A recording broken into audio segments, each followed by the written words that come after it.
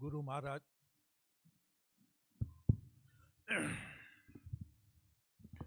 गुरु महाराज साहब के इस पावन दरबार में उनके ही इस विशाल स्वरूप को मेरा नमन है। उनके चरणों में मेरा कोटिशः प्रणाम है। कल एक भजन के बोल थे कि निगाहों में तुम हो, ख्यालों में तुम हो, ये जन्नत नहीं है तो फिर क्या और क्या है। आज अगर कोई हम लोग से कहे कि जन्नत की व्याख्या करो तो शायद यही तो उसकी व्याख्या होगी। अभी हम लोगों ने गुरु महाराज साहब की बताई साधना की है। एक अजीब सी उन्मनी मुद्रा है जहां मन आकर्षित हुआ है, खिंचा हुआ है, सांसें धीमी हो गई हैं और आकर मध्य में अवस्थित हो गई हैं। जैसा शास्त्र कहते हैं कि ईला और पिंगड़ा से आकर मध्य में सुषुम्ना में प्रवाहित हो जाती। अजीब सा आकर्षण, अजीब सा आनंद बना हुआ है। ईश्वर के होने का एहसास इससे बड़ा और क्या हो सकता है। अभी हम लोग आदरणीय भाई साहब से ईश्वर की व्याख्या, उसके स्वरूप की व्याख्या और अवधारणा, उसके बारे में सुन रहे थे। असल में तो जैसा भाई साहब बता रहे थे कि यह संसार ईश्वर ने एको हम बहुश्यामी के सिद्धांत पर रचा है और इस कारण से ईश्वर यहां के चप्पे चप्पे में रमता है, बसता है। यह जगत उसकी क्रीड़ा स्थली है। परंतु ये सब जानते हुए हमारे अंदर अध्यात्म का मूल प्रश्न, पहला प्रश्न आ जाता है कि अगर ईश्वर है तो वह हमें दिखता क्यों नहीं है। सभी संत बताते हैं कि यहां के कण कण में ईश्वर व्याप्त है, तो फिर हमें क्यों नहीं दिखता है। और ऐसा भी नहीं है कि यह प्रश्न आज कोई नया पैदा हो गया है। ये जन्म जन्मांतर से, शुरू से, जब से ऋषि काल से यह प्रश्न अवस्थित है। एक बार परमहंस रामकृष्ण परमहंस से उनके किसी शिष्य ने यही प्रश्न किया था। उनको लोग ठाकुर कहते थे कि ठाकुर, आप हर समय इतनी ईश्वर के बारे में बातें करते हैं, जैसे आप उसे देख रहे हो, तो वह हमें क्यों नहीं दिखता है। वो एक लाल गमछा अपने कंधे पे रखे रहते थे। बहुत ही सहज स्वभाव था।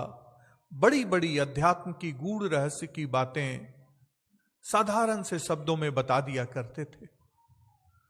उन्होंने उस गमछा को लिया और अपने चेहरे को ढक लिया और बोले, क्या मैं तुम्हें दिख रहा हूं? उसने कहा नहीं। तो फिर बोले कि इसका मतलब यह थोड़ी ही है कि मैं नहीं हूं, मैं दिख नहीं रहा हूं, परंतु हूं।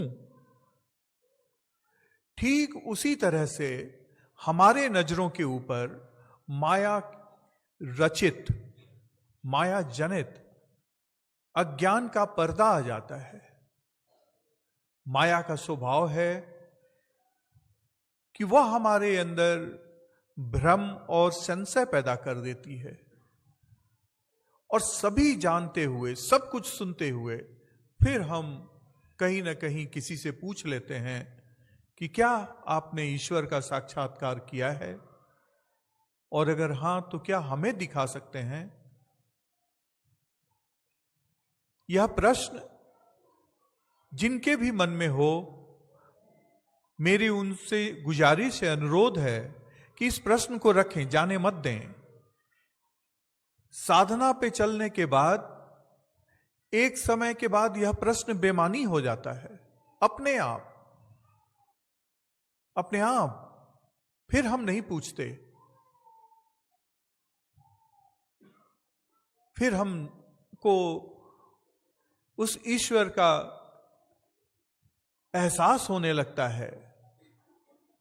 और जैसा गुरु महाराज साहब ने ईश्वर की व्याख्या की है कि विशुद्ध प्रेम ही ईश्वर का स्वरूप है, उस प्रेम में जब हम डूबते हैं तो हमें दिखता है कि वह है, वह है। यहां पे हम आए हैं तो कोई ना कोई उद्देश्य लेकर हम आते हैं, चाहे संसार हो चाहे अध्यात्म। उद्देश्य जरूरी है कि वह उद्देश्य की प्राप्ति ही हमें इस रास्ते की मुश्किलों को तय करने में मदद देती है। हमारी यह मनसा कि हमें वहां तक पहुंचना है, हमें यह दिखाती है। उद्देश्यहीन मनुष्य का जीवन तो समुद्र में अथवा नदी में पड़े उस लकड़ी के लॉक के जैसा है, जिसे एक लहर इधर बहा ले जाती है, दूसरी लहर उधर से आती है तो इधर बह जाता है। हम में से अधिकांश लोगों की अवस्था ऐसी ही होती है कि जीवन की परिस्थितियां हमारा मार्ग तय करती हैं, परंतु ऐसा सही नहीं है। संत जन बताते हैं कि नहीं, अपना मार्ग स्वयं तय करो। कहीं से एक शिक्षक की चाह करो, ढूंढो, वह तुम्हें बताएगा कि तुम्हारा मार्ग क्या होना चाहिए। उसको बताओ अपने दिल की बात कि मेरा यह उद्देश्य है, फिर वह बताएगा कि अगर तुम्हारा यह उद्देश्य है तो तुम्हारा मार्ग यह होना चाहिए। परिस्थितियां ऊंची नीचे होंगी, परंतु तुमको निरंतरता के साथ उस मार्ग पे आगे चलते रहना है। कबीर साहब का एक प्रसंग है, क्योंकि अक्सर ये प्रश्न भी आ जाता है हमारे मन में कि हम कैसे ढूंढें कि हमारे गुरु कौन है, कौन हमें मार्ग बताएगा। हम कैसे जाने कि जहां हमें जाना है उसका उनको ठीक ठीक पता भी है कि नहीं। तो कबीर साहब का यह प्रसंग है कि एक बार वो बाजार में बैठे थे, जैसा उनका नियम था कि अपनी बुनकर का काम करके रोज जाते थे और बाजार में अपने सामान को बेचते थे। एक दिन वो बैठे थे तो सामने एक बालक खेल रहा था, उसको देख देख के मुग्ध हुए जा रहे थे। बालक भी निश्चिंत था क्योंकि उसकी मां उसके साथ थी। थोड़ी देर में कबीर साहब देख रहे हैं कि उसकी मां उससे दूर हो गई और बालक उस बाजार में जो तरह तरह के खिलौने हैं उनको देखने में खो गया। कबीर साहब मुस्कुराने लगे, क्योंकि शायद उन्होंने यह नजारा बहुत बार देखा होगा। थोड़ी देर में अचानक जब उस बालक की तंद्रा भंग हुई, इधर उधर देखा तो उसे अपनी मां नजर नहीं आई। थोड़ा और गौर से देखा तो देखा मेरी मां अगल बगल कहीं नहीं है, और वह जोर से चीखे मार के रोने लगा। कबीर साहब जाते हैं, उसका हाथ पकड़ते हैं और बोलते हैं, चलो मैं जानता हूं तुम्हारी मां कौन है, मां मैं तुमको उसके पास पहुंचा देता हूं। फिर कबीर साहब सर्वसाधारण से कहते हैं कि ऐसे ही जब जिज्ञासावश या उत्सुकतावश हमारे अंदर से भी चीख निकल जाती है, तो कोई फरीद, कोई नानक, कोई कबीर आकर हमारा हाथ पकड़ लेता है और हमको बताता है कि अरे तुमको इस मार्ग से जाना है। कहने का तात्पर्य यह है कि साधक का कर्तव्य सिर्फ ये है, चीख मतलब प्रार्थना, कि उसकी प्रार्थना में इतनी तीव्रता होनी चाहिए। इसीलिए कहा जाता है, हम लोग अक्सर प्रकृति को मां भी कह देते हैं, प्रकृति माता। क्यों? क्योंकि मां अपने बच्चों की जरूरतें बिना बोले पूरा करती हैं। उसी तरह से प्रकृति भी हमारी आध्यात्मिक जरूरतों को बिना बोले पूरा करती है। उसको पता चलता है, उसको पर पता भर चलना चाहिए कि इसको एक नाविक की जरूरत है, इसको एक शिक्षक की जरूरत है, इसको एक गुरु की जरूरत है। वो उपलब्ध कराती है। इसलिए ये सोचना सही नहीं है कि हम गुरु को खोजेंगे। हमारी बुद्धि सीमित है, गुरु असीमित है। सीमित बुद्धि से हम गुरु को कैसे ढूंढ सकते हैं? हम पहचान भी कैसे सकते हैं अपने सीमित बुद्धि से असीमित को? इसलिए हमारा काम है सिर्फ अपने अंदर उस जिज्ञासा को पैदा करना, उस चाहत को पैदा करना, उसको इतना जलाना कि प्रकृति भी सोचे कि नहीं, इसको इसकी जरूरत है, इसको प्यास है, इसको पानी पिलाओ।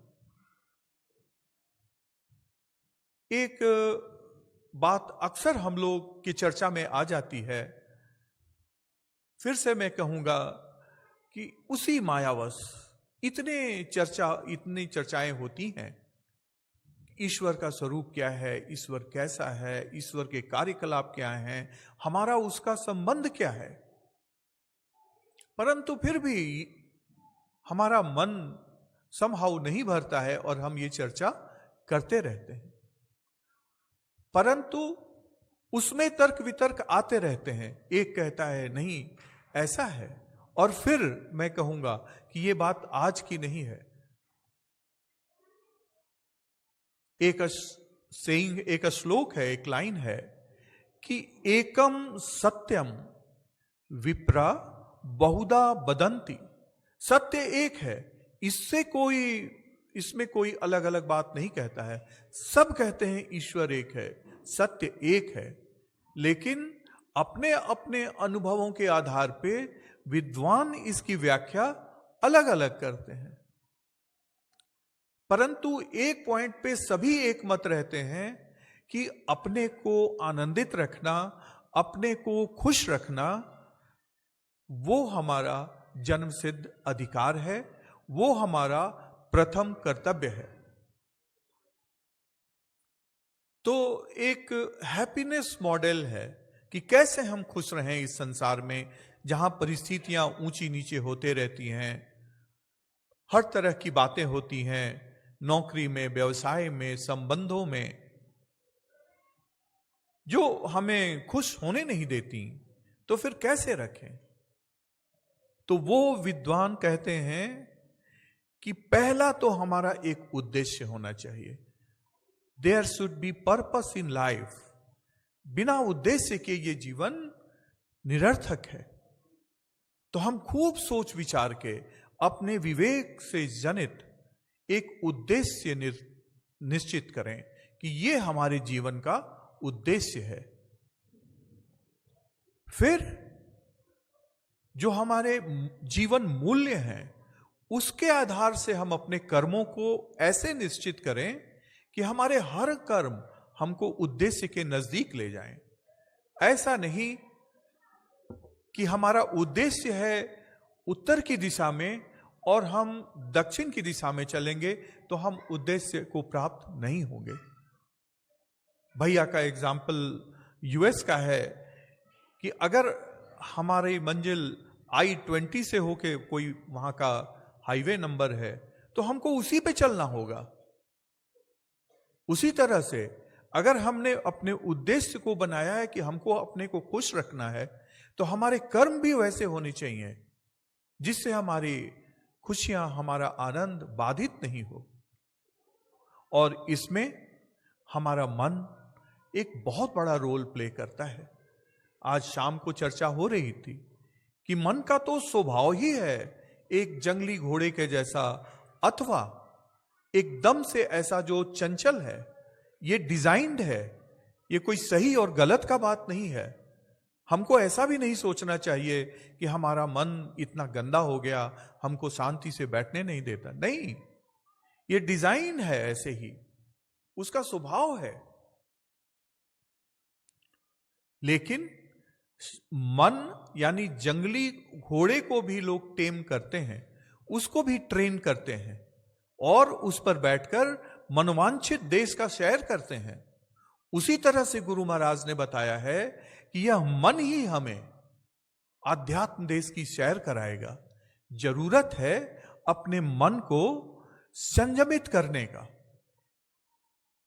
जब यह मन संयमित हो जाता है, विषय भोगों के आसक्ति से रहित हो जाता है, तब यह फिर हमें आध्यात्म देश की सैर कराता है। मन को मारने की कहीं जरूरत नहीं है, क्योंकि अगर हमारा घोड़ा ही मर गया तो हम कैसे ट्रेवल करेंगे। उसी तरह से मन मजबूत होना चाहिए, परंतु संयमित होना चाहिए और विषय भोगों की आसक्ति से रहित होना चाहिए। उसी की साधना हम करते हैं। जब रोज हम ये साधना करते हैं जिसमें गुरु के प्रकाश से हमारे मन के ऊपर जो मल और आवरण आ गया है, जब वो साफ होता है, जब हमारी बुद्धि सूक्ष्म होती है, तो स्वतः मन हमारा साथ देने लगता है, मन हमारा मित्र हो जाता है। फिर हम कहते हैं, निज को संभाले रख सदा, निज को न गिरने दे कभी, निज आप ही है मित्र अपना, आप ही है शत्रु। ये निज मतलब ये हमारा मन है। अगर वो हमारा मित्र बन गया तो वो हमें साथ रहेगा, वो हमें सही ले जाएगा, वो हमें हमारे मनोवांछित देशों की सैर कराएगा। तो जरूरत है अपनी साधना को गुरु महाराज साहब के बताए तरीके से करें और निरंतरता से करें। ये नहीं कि 10 दिन किया 10 दिन नहीं, 2 दिन खूब कर लिया, 3 दिन भंडारों में घंटों लगे रहे, गए फिर खत्म। नहीं, खंडित साधना बाधित होती है। इसलिए जो भी फिक्स करें, समय, ड्यूरेशन, उसमें निरंतरता हो। फिर